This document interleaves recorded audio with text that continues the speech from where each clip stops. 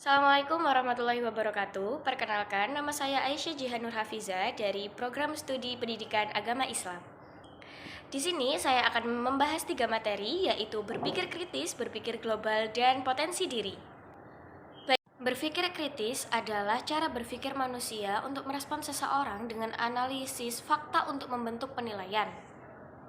Kemudian, menurut para ahli, kemampuan seseorang dalam menganalisis permasalahan serta ide atau gagasan ke arah yang lebih baik perspektif untuk mencari solusi sesuai nalar dan pengetahuan yang dimiliki, maka itu juga akan disebut dengan berpikir kritis. Kemudian, untuk contoh dari berpikir kritis dalam keseharian adalah saat kita menemukan suatu hal yang tidak berjalan secara normal. Dengan berpikir kritis, kita mampu mengidentifikasi solusi baru untuk memecahkan hal tersebut. Baik, mengapa kita harus berpikir secara kritis? Yang pertama, karena kita akan bisa lebih mudah untuk beradaptasi dengan orang-orang ketika kita bisa berpikir secara kritis.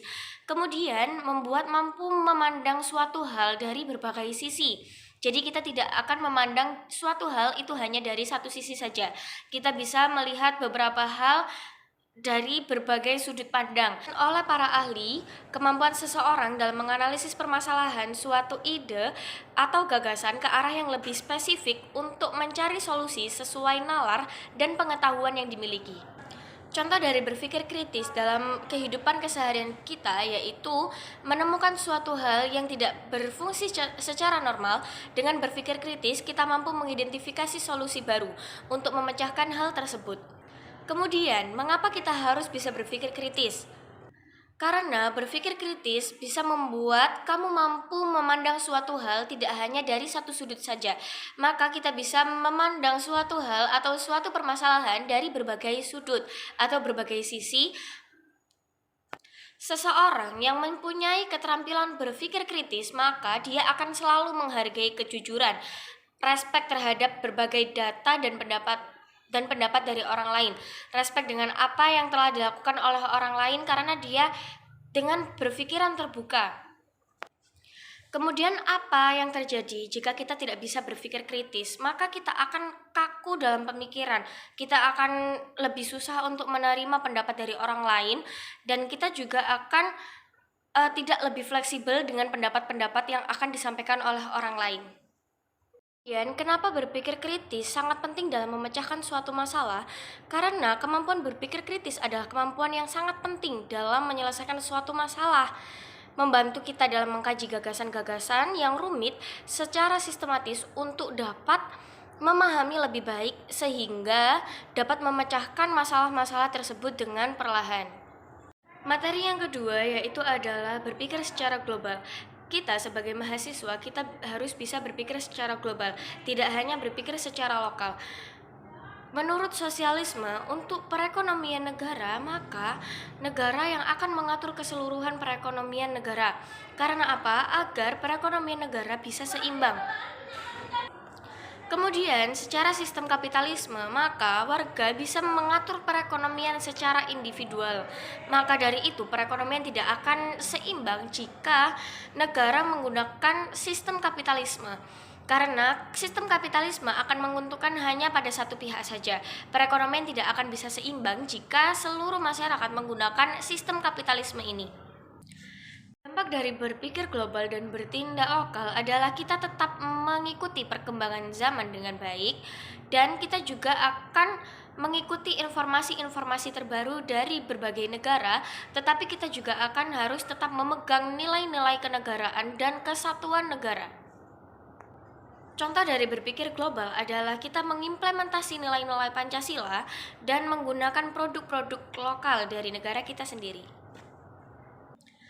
Kemudian, ketika kita berpikir global, maka kita akan menambah wawasan lebih luas dari berbagai negara. Sehingga kehidupan kita akan mengikuti perkembangan zaman yang sedang terjadi. Nah, sebagai warga masyarakat, terutama di Indonesia, kita dituntut bisa menyaring hal-hal yang kita dapatkan dari dunia-dunia luar, agar negara kita bisa berkembang lebih baik lagi, sehingga menjadi negara yang maju. Kemudian ada juga dari beberapa contoh perbuatan-perbuatan yang tidak sama sekali mengandung unsur berpikir global, yaitu selalu ingin menggunakan produk-produk dari luar negeri, melupakan nilai-nilai Pancasila, tidak bisa melestarikan kebudayaan negara. Itu adalah hal yang bisa membuat negara kita akan menjadi negara yang tidak bisa maju dan tidak bisa berkembang karena kita tidak bisa menjaga nilai-nilai kenegaraan kita sendiri. Maka dari itu, mengapa kita harus bisa yang namanya berpikiran secara global? Karena agar kita mempunyai wawasan yang lebih luas, kemudian kita juga bisa menjaga nilai-nilai Pancasila, nilai-nilai kenegaraan kita, dan kesatuan dari negara kita. Tidak salah untuk kita mencontoh dari negeri di luar sana, tetapi kita harus bisa mengambil dampak positif yang dapat kita contoh untuk negara kita. Kemudian, materi yang ketiga adalah potensi diri. Yang pertama adalah hakikat memimpin diri. Kepemimpinan adalah kemampuan untuk menentukan kemana hidup kita akan diarahkan. Apa-apa saja yang ingin kita lakukan dalam hidup ini, jalan mana yang harus kita tempuh dan mencapainya. Kepemimpinan adalah mengelola dan mengarahkan ketiga elemen, keyakinan, aksi, dan pekerti, memimpin diri sendiri. Tidak membiarkan ketiga elemen bergerak sendiri-sendiri tanpa diarahkan. Maka dari itu kita harus seimbang untuk menjalankan tiga elemen ini untuk mengembangkan potensi yang ada pada diri kita. Kemampuan untuk memberi arah yang tepat kepada ketiga elemen kepemimpinan tersebut akan membangkitkan kekuatan yang sangat dahsyat dan menjadikan kita sebagai jenderal dalam perjalanan hidup kita sendiri.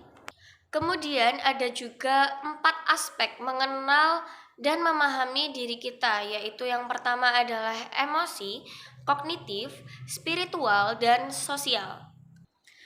Di dalam diri kita juga ada mesin kecerdasan. Ned Herman mengatakan bahwa ada 4 belahan dalam otak yang memiliki fungsi khusus berkaitan dengan kecerdasan manusia.